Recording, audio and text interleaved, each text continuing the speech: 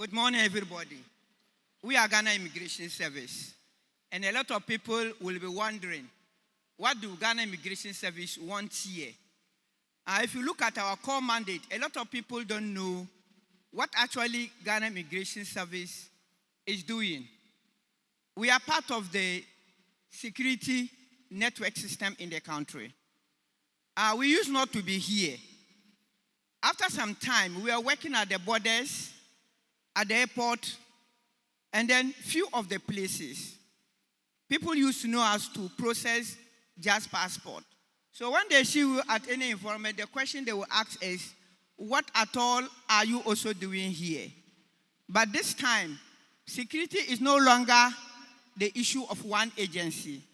It is collaboration of all the agencies, security agencies involved to ensure that at the end of the day, we come out and we go home and sleep peacefully. Abdul Sector Command was opened in 2018.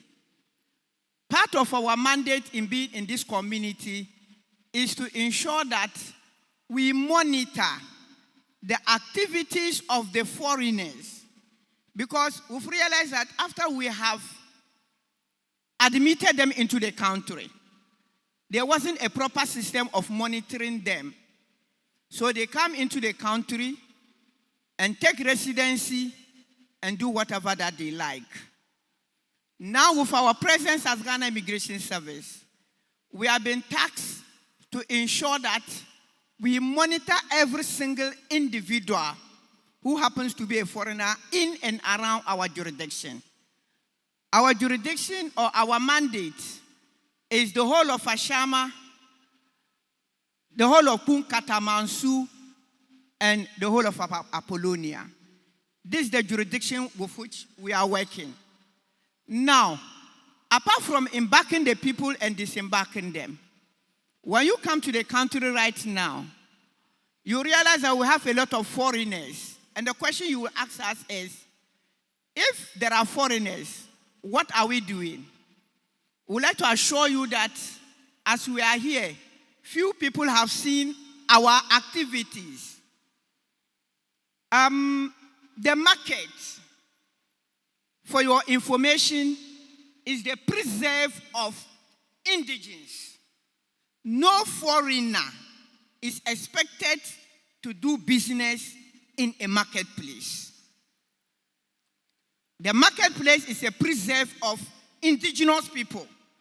That is to say, retail activities.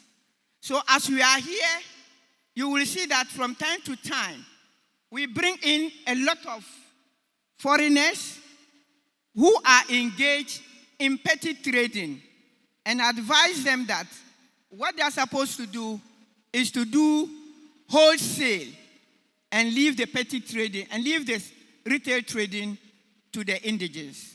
So when a foreigner is involved in it, either it's in your house, or it's in your shop, or it's closer to you, and you see immigration is picking that person, it isn't that he has committed any crime. The fact is that the job he's indulged in is not supposed to do that. However, we have a system whereby when a foreigner wants to do retailing, you are supposed to go and invest a minimum between $1 million to $2 million.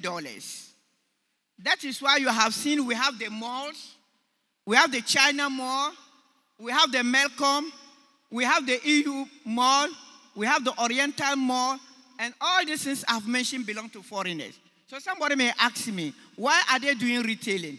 They are doing retailing because the law allows them to invest a certain amount of money in that business so that you even be in position to employ Ghanaians. So when you see them, they are doing it and nobody is worrying them, they have fulfilled the basic condition of investing between $1 million to $2 million in that particular trade. And they are supposed to also employ indigenous Ghanaians in those businesses. So when you see somebody engage in a business, the quantum of the capital involved is less than the amount stated, the person is going contrary to the law. And when they pick him, the law takes its own course.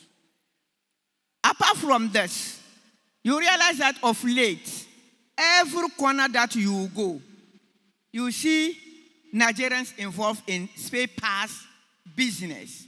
This should be the precept of Ghanaians. So what we do now is we invite them because of the ECOWAS protocol. We can go to each other's country, settle, and do business, following the laid down principles. We have been inviting them in their numbers. And a good number of them are complying, they are doing their permits, they are coming together, and they are increasing their investment.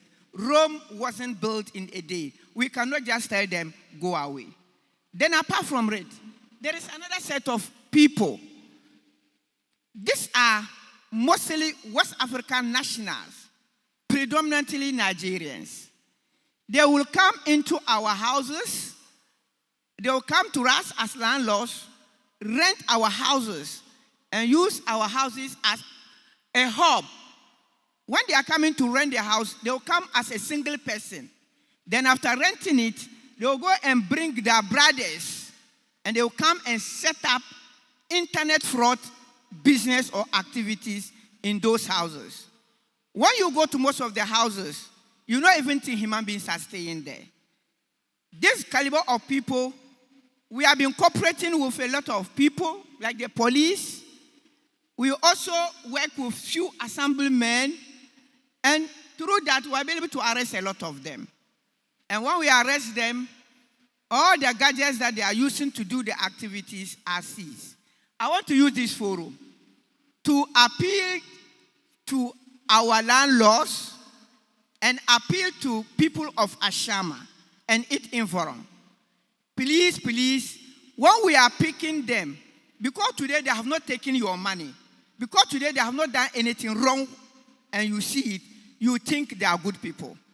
Tomorrow, when it happens to you, that is the time that you will be coming in. Because most of the times, when we pick them, we can see prominent people who will come and tell us that they have no problem, they are staying peacefully with us. But you forget of the fact that they are using our cyberspace, and anything wrong that they have done here is going to be recorded against Ghana. That tells the international community that it is not safe to do business in Ghana. It is not safe to transact business with somebody living in Ghana because the person is likely to dupe you of your money. And when you go deep, those people are not Ghanaians. They are foreigners. Why are they not doing those things in their country? And why are they coming here? So in view of this, I want to end up by telling you that Ghana Immigration Service will remain committed to protecting Ghana borders and enforcing immigration laws. We urge landlords and property owners to exercise due diligence when you are renting to a foreigner or a foreign national. Because having a foreign national in your house without finding out his immigration status, you are contravening the law. And when we get you, the law will take its course.